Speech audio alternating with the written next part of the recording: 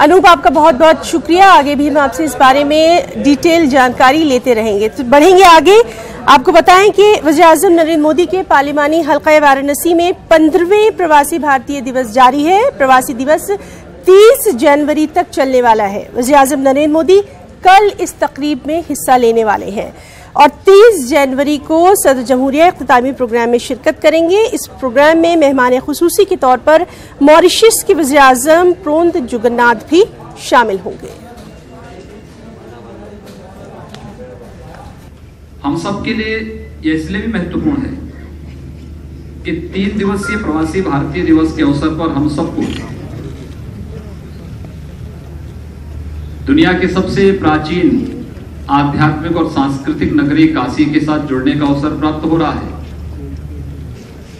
कि भारत के प्रति जो सम्मान का भाव है, हमारे यहाँ रहन सहन, खान पान, वेशभूषा अलग अलग हो सकती हैं, क्षेत्र अलग अलग हो सकते हैं, भाषाएं अलग अलग हो सकती हैं, उपासना विधियों में थोड़े बहुत अंतर हो सकता है, लेकिन उत्तर से दक्षिण तक, पूरब से पश्चिम तक पूरे भारत के अंदर एक भाव है, एक वंदनाएं हैं। पूरे भारत को जिस रूप में हम लोगों ने देखा है और जो हमारे वेदों का उद्घोष रहा है कि माता भूमि पुत्रोहम पृथिव्या का, उस भाव को आगे बढ़ाने के लिए प्रवासी भारतीय दिवस हम सबको एक बार पुनः अपनी जड़ों के साथ जोड़ने का अवसर प्राप्त प्रदान करता है। Earlier, India is one of the youngest countries in the world, with more than half of its billion population under 35 years of age. By 2020, the average age in India will be 29, making it the world's youngest country, with 64% of the population in the working age group. While countries like US, Western Europe, Japan and even China are aging rapidly, India is getting younger and younger. By 2022, these aging countries will become super-aged, with over 1/3 of their population over 65 years age, while India will have the world's largest working population. This demographic perspective offers India an unprecedented edge, which could further contribute to building a new young India by 2022. Friends, it is projected that India will be the source of skilled manpower to the world by 2022.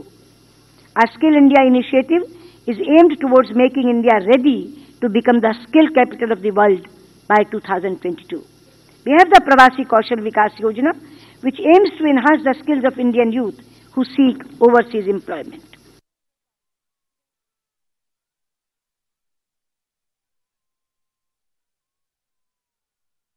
यह लग रहा है कि जो भी आज प्रवासी आज दूसरे देशों में रह रहे हैं, उनको आज भारत की अपनी यह मिट्टी की शोधी महक जो आज महसूस हुई, और सारे लोग आकर के बहुत थोड़े प्रयास से उनको लग रहा है कि नहीं, देश में अब एक ऐसी सरकार है, प्रदेश और देश में, जहां हम निवेश करते हैं तो हमारा व्यापार भी बढ़ेगा और हमारा भारत के प्रति भारतीयता का जो कर्तव्य है वह भी बढ़ेगा।